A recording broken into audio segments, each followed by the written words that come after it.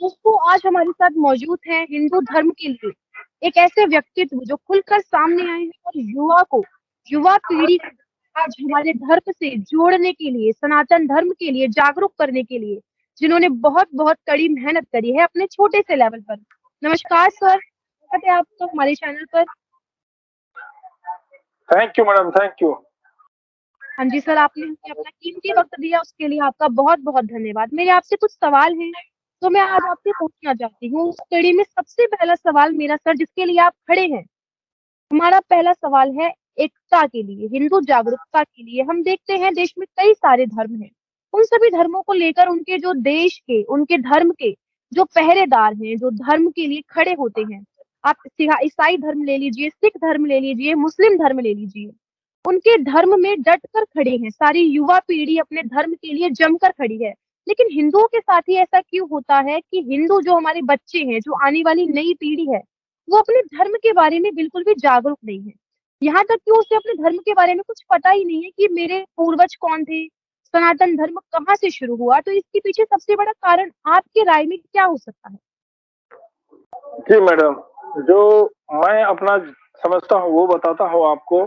देखिए, एक सुनियोजित तरीके से हिंदू धर्म को कमजोर करने के लिए बहुत बड़ी साजिश की गई थी। ये साजिश आज से नहीं है, ये साजिश बहुत पहले से है। नेहरू जी के समय से है, अंग्रेजों के समय से है।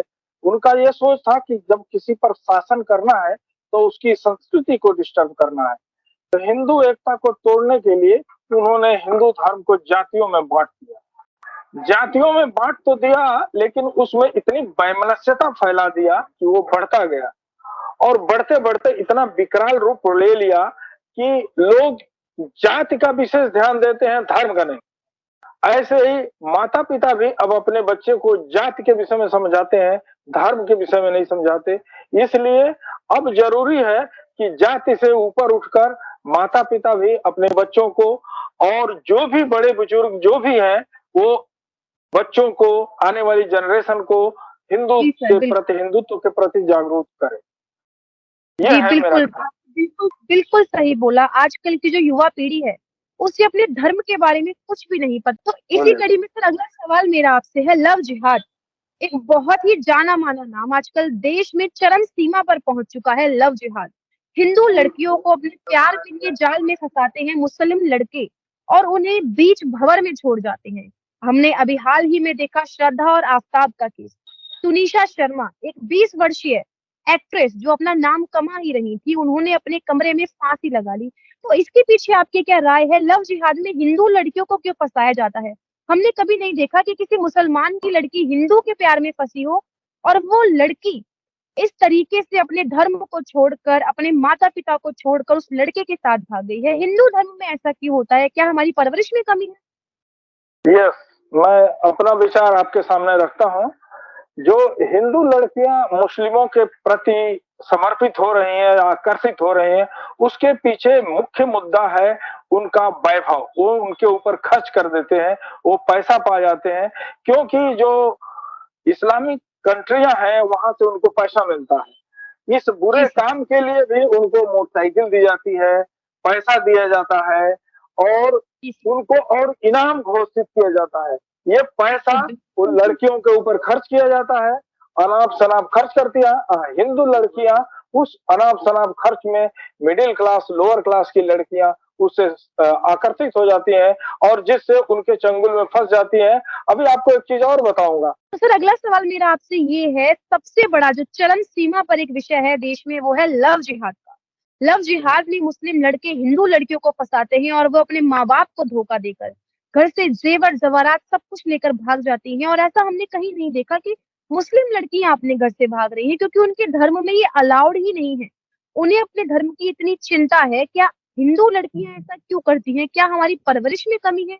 और पढ़ी लिखी लड़कियां ऐसा करती हैं, ये नहीं है यहाँ पर कि अनपढ़ लड़की है उसको पढ़ाया नहीं है।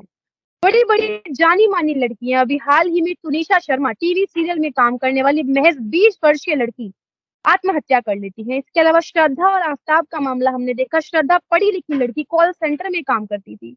तो क्या है इसके पीछे का कारण कि पढ़ी लिखी लड़कियां भी लव जिहाद के चक्कर में फंस जाती हैं? क्या कहना चाहेंगे? ठीक है, आपका क्वेश्चन बहुत वाजिब है और आज के ज्वलंत मुद्दा है। श्रद्धा का केस जी सर। सबको पता है, लेकिन बिल्कुल, बिल्कुल। इसके पीछे मैं माँ-बाप और संस्कार को ब्लेम करता हूँ। दूसरी बात, जी सर। लड़कियां जो हिंदू लड़कियां हैं वो ज्यादातर वैभव के चक्कर में खर्च-वर्च मुस्लिमों का देख करके उसके तरफ आकर्षित होती हैं। जी सर। आकर्षित जरूर होती है, लेकिन इसमें धोखा भी है, क्योंकि जो मुस्लिम लड़का है वो मुस्लिम बन के लड़की को आकर्षित नहीं करता है, वो तो आकर्षित हिंदू बन के करता है। हाथ में कलावा होगा, माथे पर टीका होगा, हिंदू बन के हिंदू नाम होगा, लेकिन वो तो प्रपंच फैला रहा है, उस लड़की को पता नहीं है। ये तो एक धोखा है। हाँ, इस धोखे में मान लीजिए कि आज की जनरेशन माँ बाप भी बहुत आजकल प्रेरित बच्चों को प्रेरित करते हैं कि लव करना कोई गुनाह नहीं है। हिंदू धर्म के लोग बिल्कुल, बिल्कुल। मानते हैं कि लव करना गुनाह नहीं है, लेकिन उसी लव के पीछे एक बहुत बड़ा साजिश छुपा हुआ है, और साजिश के पीछे बहुत बड़ा धन संपदा जुड़ा हुआ है, जो अपने इनके 57 देश है वहां से इकोनॉमिकल बेनिफिट इनको मिलता है। इकोनॉमिकल बेनिफिट के चलते ये लव जिहाद फैलता है। अभी आपको एक मिनट थोड़ा और लूंगा। देखिए, यति जी, जी। नरसिम्हा राव सरस्वती का केस जानती होंगी। यति जी सर। नरसिम्हा राव सरस्वती वो बहुत जाने माने व्यक्ति है, लेकिन उनका पदार्पण धर्म के प्रति केवल इसी के कारण हुआ कि उनके पास जी सर। एक युवती के साथ ऐसा हुआ और युवती ने उनको बताया। अदरवाइज वो एमटेक पढ़े हुए आदमी धर्म के पीछे क्यों आ गए? क्योंकि उनको पता चल गया आजकल लड़के नहीं, मुस्लिम लड़कियां भी लड़कियों को लव जिहाद में फंसाती हैं, उनको दोस्त बन बिल्कुल, के, बिल्कुल। उनका मित्र बन के उनको ले जाकर चाय पिलाएंगी या कुछ करेंगी, फिर जी, अपने जी। किसी दोस्त से मिलाएंगी जो कलावा बांधे होगा, टीका लगाए होगा, सोनू नाम होगा, बट रियलिटी होगी कि उसी का वो भाई होगा, वो भी अब्दुल होगा। इसलिए इस चीज से सतर्क रहना है। इससे सतर्क रहने के लिए सबसे ज्यादा काम माँ बाप का है। माँ बाप बच्चों को अच्छे संस्कार दें, जिससे जी सर। बच्चियां इधर उधर न बिल्कुल। फैलें। बिल्कुल सर, संस्कारों की कमी सबसे बड़ी बात है, क्योंकि आजकल माता-पिता अपने बच्चों से फ्रैंक होने के चक्कर में इतने ज़्यादा फ्रैंक हो गए हैं कि अपने बच्चों को अपनी संस्कृति के बारे में, अपने धर्म के बारे में बताने में शर्माते हैं। उन्हें लगता है कि यदि बिल्कुल हम अपने सही। बच्चे धर्म की बात कर देंगे तो हमारे बच्चे शायद हमें अपना इतना अपग्रेड नहीं समझेंगे। ये हमारे देश में चल रहा है और यस बहुत यस तेज़ी यस। से चल रहा है, और नहीं रुकेगा तो हमारे देश बहुत बड़े खतरे में है। सर, इसी के साथ-साथ मैं आपसे थोड़ा-सा जानना चाहूँगी, हमारे देश में धर्म परिवर्तन का एक जो गैंग है, वो बहुत तेज़ी से फैल रहा है। हम देख रहे हैं पंजाब में जिस तरीके से ईसाई मिशनरी सिखों को, हिंदुओं को सिख धर्म में परिवर्तित कर रहे हैं, उसके बारे में आप क्या कहना चाहेंगे? क्योंकि कोई भी हिंदू धर्म में किसी को आने के लिए प्रेरित नहीं कर सकता। कभी सभाएँ नहीं लगती कि आप अपना धर्म छोड़कर हिंदू धर्म में आ जाइए। तो सिख धर्म का ये जो धर्म परिवर्तन का गैंग चल रहा है इतना, और हिंदू इसमें फँसते जा रहे हैं। ऐसा क्यों हो रहा है? क्या हिंदुओं को खुद को सुविधाओं की कमी है, जो लालच में आकर वो ईसाई बन रहे हैं? क्या कहना चाहेंगे? देखिए, बिल्कुल मैं सही बता रहा हूँ। ये कहा गया है कि इस्लाम का विस्तार तलवार से हुआ और ईसाइयत का विकास या विस्तार धन से हुआ। ये बिल्कुल सत्य है। अभी भारत में कुछ गरीब लोग हैं जिनको इकोनॉमिकल लालच दे करके उनको धर्म परिवर्तित किया जाता है, जबकि बिल्कुल, बिल्कुल। ऐसा नहीं है कि वो पिछड़े हैं इसलिए धर्म बदल रहे हैं। उनको इकोनॉमिकल लालच दिया जाता है और पैसे के बिल्कुल, लालच में, चावल के लालच में लोग धर्म बदलते जा रहे हैं। फिर भी इसके साथ एक और बात है, कुछ बड़े बड़े लोग हैं जो इसमें ज्यादा बेनिफिट उठाते हैं और वो उसको उस काम के लिए प्रेरित करते हैं। जैसे बिल्कुल सर। आपको बता देता हूँ, भारत के बहुत लोगों को पता नहीं होगा, जो अमरिंदर सिंह के बाद कांग्रेस के मुख्यमंत्री बने थे, चन्नी साहब पंजाब के, हाँ जी, हाँ जी। वो ईसाई है। लोगों को खूब खुशी हो गई कि हमारा ईसाई है, सिख वहाँ का मुख्यमंत्री है, लेकिन वो सिख नहीं है। ओरिजिनलिटी है कि वो ईसाई है, और वो ईसाई इसलिए बना वो मुख्यमंत्री क्योंकि सोनिया गांधी से संगठित टच में था। सोनिया गांधी ईसाई है, इसलिए वो भी ईसाई है, और वो ईसाई परंपरा को विकास करने के लिए पंजाब में बहुत बढ़ावा दिया, जिसके कारण वह ईसाई धर्म बढ़ता चला गया और अभी भी बढ़ रहा है। लेकिन इसको रोकने का उपाय है थोड़ा सा सरकार को चाहिए, हिंदूवादी संगठनों को चाहिए, जो मंदिर है जहाँ पैसा आता है, उनको वहां से गरीबों को इकोनॉमिकली बेनिफिट दे करके अपग्रेड करना चाहिए। जी, ये मेरा धर्म परिवर्तन का ये जो एक गैंग है, ये इतना बढ़ गया है कि इसको लेकर पंजाब में अकाल तख्त के जत्थेदार ज्ञानी हरप्रीत सिंह ने आकर चिंता जताई है और सरकार को एक्शन लेने के लिए बोला है। इस पर आपकी क्या राय है कि एक सिख समुदाय के व्यक्ति को इतनी चिंता है धर्म परिवर्तन गैंग की, लेकिन हिंदू संगठन इसके लिए आगे नहीं आ रहे हैं, इस पर आपकी क्या राय है? बिल्कुल ठीक, बिल्कुल सही। मैंने कई बार बात भी किया है, हिंदू धर्म के जो लोग गुरु हैं, वो पैसे के लालच में चले जाते हैं। उनको स्टेज पर आकर के देवकी नंदन जैसे आके खड़ा होना चाहिए। बड़े-बड़े संत हैं, बड़ी-बड़ी गाड़ियां हैं, बड़े-बड़े पैसे हैं, बहुत ऐशो आराम की जिंदगी जी रहे हैं, वो केवल हिंदुत्व के नाम पर। उनको भी अब आना चाहिए सरकार की सहायता के लिए या गरीब हिंदुओं की सहायता के लिए, तभी ये काम रुक सकता है। यही मेरा सवाल है आपसे कि देवकीनंदन ठाकुर जैसे भागवत आचार्य जो देश के लिए खड़े होते हैं, उनको दुबई से कॉल आती है उन्हें जान से मारने के लिए कि यदि हिंदू धर्म के आप हित में बोलेंगे और मुसलमानों के खिलाफ बोलेंगे तो आपको बम से उड़ा दिया जाएगा। पहले तो कोई सामने आता ही नहीं है, लेकिन देवकीनंदन ठाकुर जैसे लोग जब सामने आते हैं तो उनके साथ ऐसी धमकी भरे उन्हें फोन कॉल्स क्यों आते हैं? हम उस व्यक्ति को इतना डरा देते हैं कि उनका घर से निकलना बहुत मुश्किल हो जाता है। तो इस पर आपकी क्या राय है? मेरा कहना ये है, जब लड़ाई लड़ना है तो डरना नहीं है। और मान लीजिए एक सिंपल बात, अगर नुपुर शर्मा ने कुछ कहा, टी राजा सिंह ने कुछ कहा, वो बात सही थी, लेकिन इस्लामिक संगठन इतने मजबूत है, वो तो ललकारेगा, वो तो मारने की धमकी देगा। लेकिन जब युग में परिवर्तन करना है, आमूल परिवर्तन करना है, तो आपको इस रिस्क लेना पड़ेगा और लेना भी चाहिए, तभी अमर होंगे।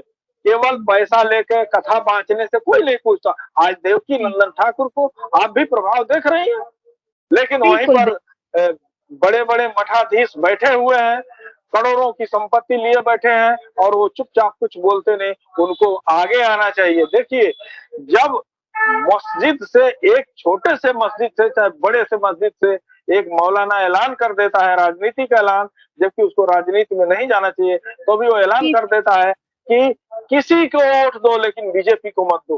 तो उस समय जो अपने धर्म गुरु हैं, इनको भी आना पड़ेगा, वो भी बोले, क्योंकि वो भी जभी तक है जब धर्म है।